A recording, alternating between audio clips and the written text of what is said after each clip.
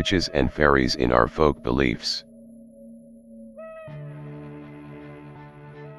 Witches are called by various names in the Balkans and Europe, with over 20 names for this entity just in the Balkans alone.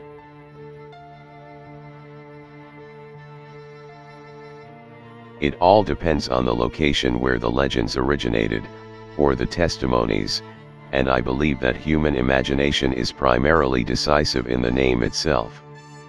Sometimes, this name is not spoken aloud, but rather whispered in silence.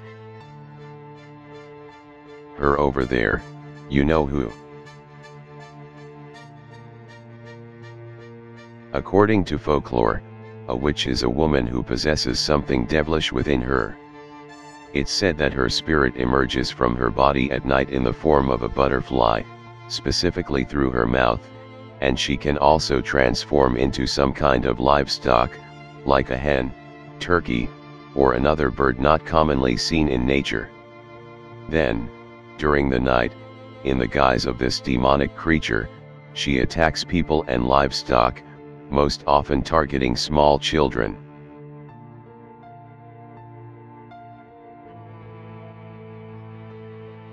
Witches are almost always, but not exclusively, old women. Rarely will you hear of a beautiful and young woman being called a witch. Let's delve into their nature. It's said that if the demonic being that emerges from the witch is prevented from returning to her, the witch dies. Near Belgrade, people tell the following story. If you suspect that a woman is a witch, during the night while she sleeps, turn her upside down so that her head is where her feet were. When that butterfly tries to return to her body, it won't be able to find its way to her mouth and will perish there, causing the witch's demise along with it.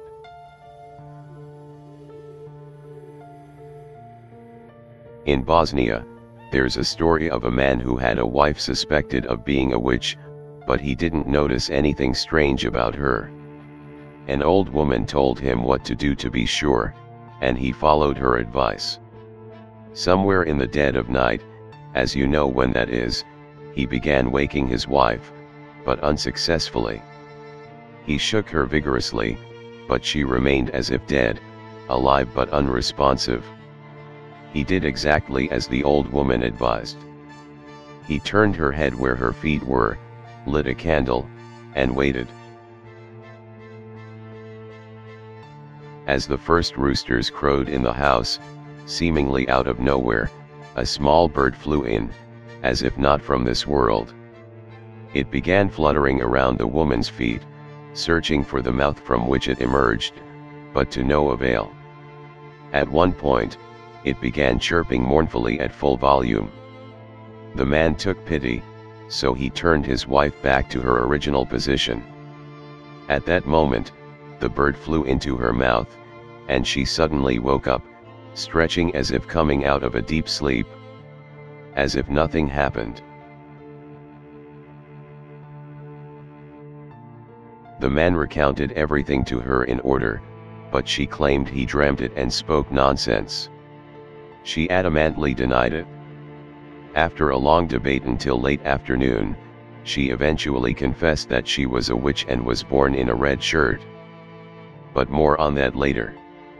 What happened to them afterward is unknown, or no one wanted to talk about it. I presume nothing terrible or tragic occurred, otherwise, we would know the continuation of the story.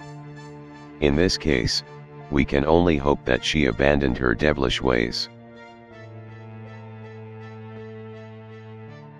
There are several legends about how women become witches.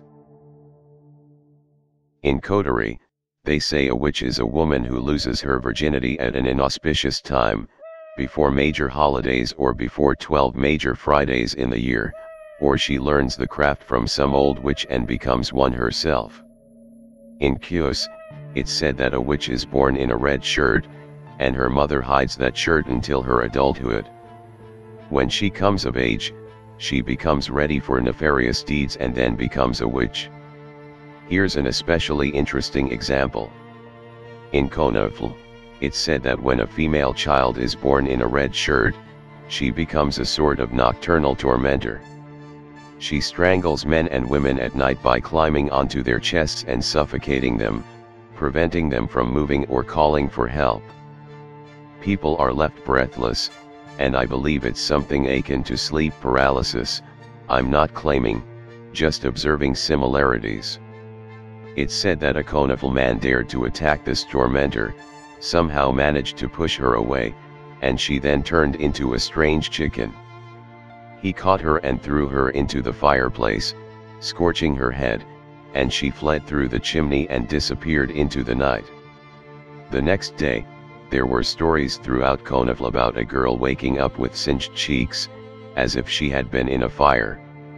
That brave Konofl man recognized her, but he didn't share his experience with hardly anyone, only a few close friends, so the story survived through time.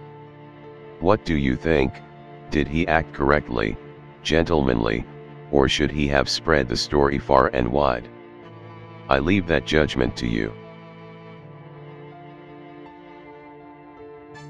When a girl who was a nocturnal tormentor in her youth gets married, she becomes a witch. In Sumedija, a similar phenomenon is called Mora, but there's no concrete explanation.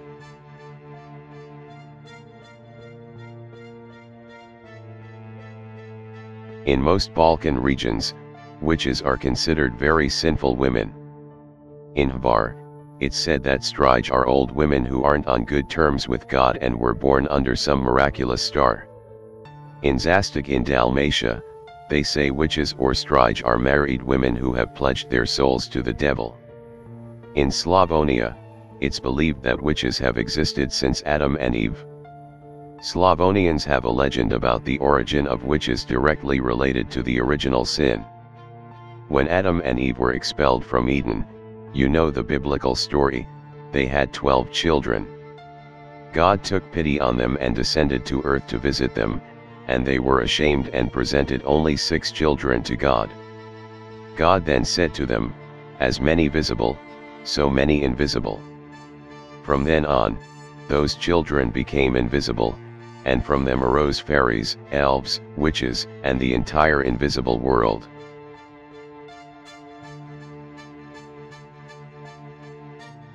In Kolasin and its surroundings, it's believed that it's a sin to seek out and uncover witches. The locals believe that she must remain hidden, and this belief is rooted in a legend, which you can only hear there. It's said that Jesus Christ once blessed a witch.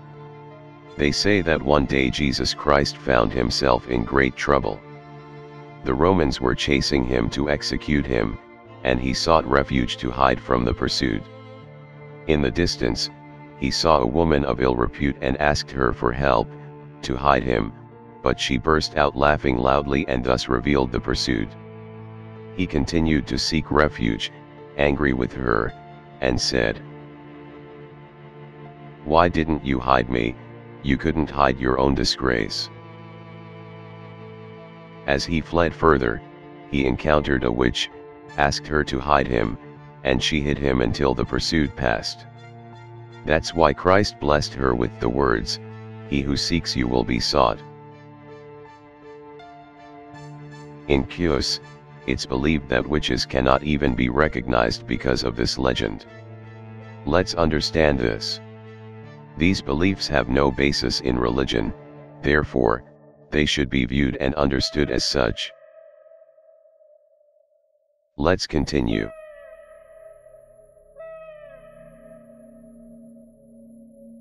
Despite this legend, people still search for witches and seek signs of recognition. Supposedly, certain signs reveal a witch. When some butterflies fly at night, it is considered that it might be a witch. Unlikely, but there's a probability. If someone suspects it's a witch, they should catch the butterfly and attack it with fire, saying, "Come tomorrow to receive salt." Then, release the butterfly. If the next day a woman with a flushed face appears at the door, it's believed to be the same woman who came in the form of a butterfly, flushed from last night's fire. If she happens to ask for salt, that's an unmistakable sign. I'm really curious about your thoughts on this. Feel free to write in the comments. We'll definitely publish the originals. Thank you in advance, and we're moving on, while you, in the meantime, follow the channel, like, share. It'll be useful for us. In Herzegovina, there's a tale of a girl who once cared for her sick brother. He was suffering from smallpox and was in a very serious condition. Somewhere in the middle of the night, a blackbird flew in through the chimney and fell straight into the hearth. Seeing this, the girl got scared for her brother, fearing the bird might accidentally harm him, so she grabbed the poker and started hitting the bird on the head. When the bird was dazed from the heavy blows, the girl pressed it with a pot into the fire and started burning it. Soon, feathers began to smell, so she grabbed the poker again and threw the bird far into the yard, towards the road. The next day, they found an old woman in a house at the end of the village, completely cooked, yet her hearth was not burning. So, we've established one rule regarding witches, at least for now, which applies roughly to all parts of the Balkans. We'll see later for Europe, maybe it's even a global phenomenon. That is, when a witch comes in the form of any demonic being, whether it be a butterfly or a bird, and causes harm or mischief and, in the process, is injured or killed, those wounds, whether fatal or not, are visible on the witch who summoned the demon. I'm not sure what they're actually doing, or maybe they are demons themselves. Leave your opinion in the comments.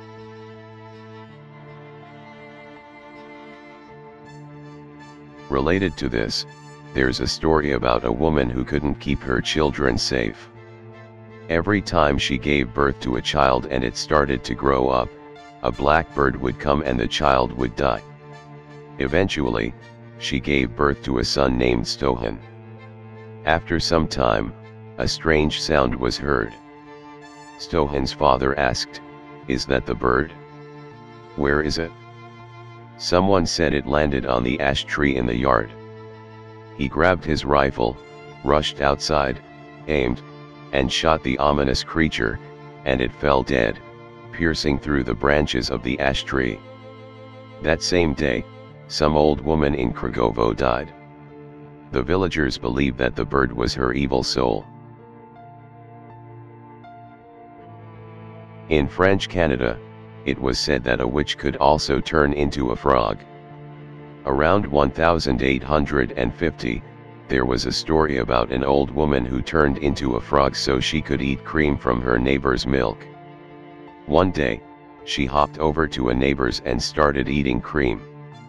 When the neighbor saw her, she threw her onto a hot poker, but by some miracle, she escaped. The next day, she saw the neighbor with burns on her hands. A similar story was told about a witch in Wallonia, except there the frog was stabbed with a fork, and the next day, it showed on her arm.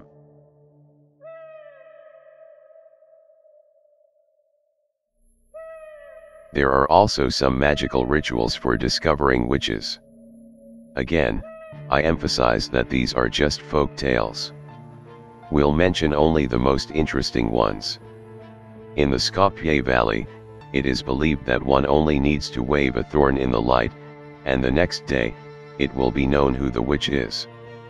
Supposedly, that thorn will scratch her face as she returns from her trip. In Bukovica, Dalmatia, during Carnival, they take black thread and tie as many knots as they believe there are witches in the village. Then they put that thread on a chain. If the knots come undone, it means the witch is untying the knot. The number of knots undone equals the number of witches, and each knot can represent one witch, so they can know who they are. In Vila Zrnica, Bosnia, a ritual is performed as follows. When a witch does something to someone, and there is suspicion about a specific woman, they take a comb used for combing wool and flax, and set it up so that the woman in question passes through it. Later, they put it above the fire but without burning it. If she's a witch, she'll come running, begging for the combs to part so she can pass back through. Let's skip the part about how witches don't accept water and can't drown, so if she doesn't drown, then she should be killed. There are gruesome examples, so I repeat, these are folk tales, not connected to truth, let alone religion. They're related to history, some customs, but many manipulators use all this, so you should be cautious. Many women have suffered because of unfounded suspicions of being witches. Sometimes human imagination and stupidity can be fatal. It is said that witches don't like garlic. In Levka and Temnik, a woman who doesn't eat garlic is considered a witch. In Paljas, they make a cup from ivy and use it for Christmas. If a woman refuses to drink from that improvised cup, she is considered a witch, or if she doesn't respond to the greeting "Praised be Jesus," but just continues on her way, they say she has the devil in her. In Kius, they also say that if someone goes early on Christmas to the vineyards above the village, looks towards the houses, and sees a green flame above a house, they can be sure that a witch lives there.